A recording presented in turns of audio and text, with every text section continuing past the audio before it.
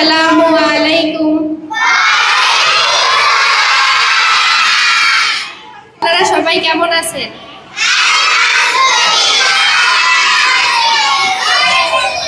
আজকে আমরা আলোচনা করব মুসলিম পরিবারের শিশুদের শিক্ষার গুরুত্ব নিয়ে। শিক্ষা মানুষের জীবনের মূল ভিত্তি। ইসলাম শিক্ষা ছাড়া জীবনকে অসম্পূর্ণ করে নবীজি সাল্লাল্লাহু আলাইহি ওয়াসাল্লাম বলেছেন, প্রত্যেক মুসলিম পুরুষ ও নারীর জ্ঞান অর্জন করা ফরজ। শিক্ষাহীন জাতি থাকে অন্ধকারে, আর শিক্ষিত জাতি আলোয় পথ চলে।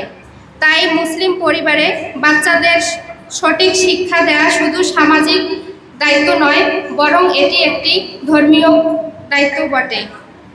শিক্ষার কয়েকটি গুরুত্বপূর্ণ স্তর রয়েছে। ১. ঈমান ও আকীদার শিক্ষা। শিশুকে জন্মের পর থেকেই আল্লাহর প্রতি বিশ্বাস শেখাতে হবে।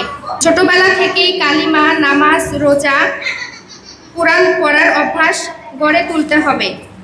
রাসূল সাল্লাল্লাহু আলাইহি ওয়াসাল্লাম বলেছেন, তোমরা তোমাদের সন্তানদেরকে 7 বছর বয়সে নামাজ শিখাও, আর 10 বছর বয়সে যদি তা না শেখে তাহলে শাসন করো। এখান থেকেই আমরা বুঝি, ধর্মীয় শিক্ষা শুধু শিশুদের শৈশব থেকেই শুরু হওয়া উচিত। এই নৈতিক চরিত্র গঠনের শিক্ষা। বই পড়া শুধু শিক্ষা নয়, বরং নৈতিকতা শেখানোই মূল শিক্ষা। শিশুকে সত্যবাদিতা, পরিশ্রম ও ধৈর্য, বড়দের সম্মান করা, ছোটদের স্নেহ করা শেখাতে হবে। ৩. দ্বীনি ও দুনিয়াবি শিক্ষা।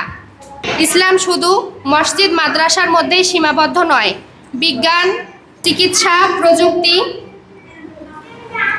এসবেও ইসলাম বিরাট ভূমিকা পালন করে আসছে। ৪.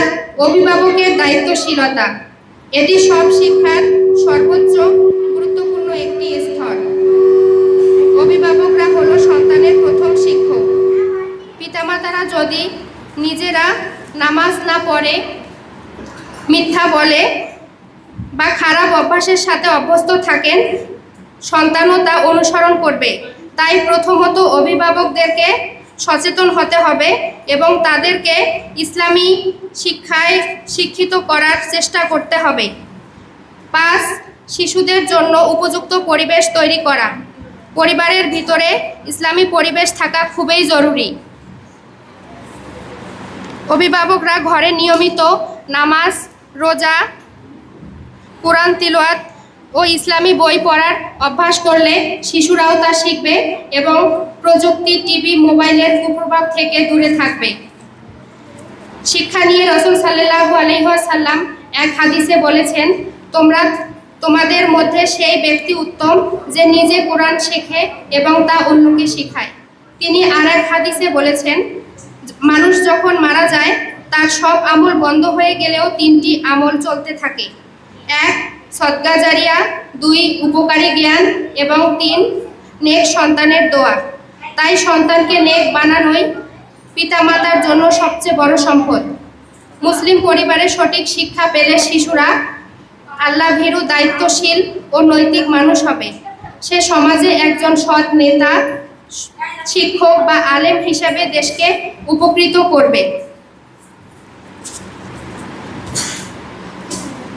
শিক্ষিত মুসলিম সন্তান পরিবারের গর্ব, সমাজের সম্পদ এবং জাতির ভবিষ্যৎ।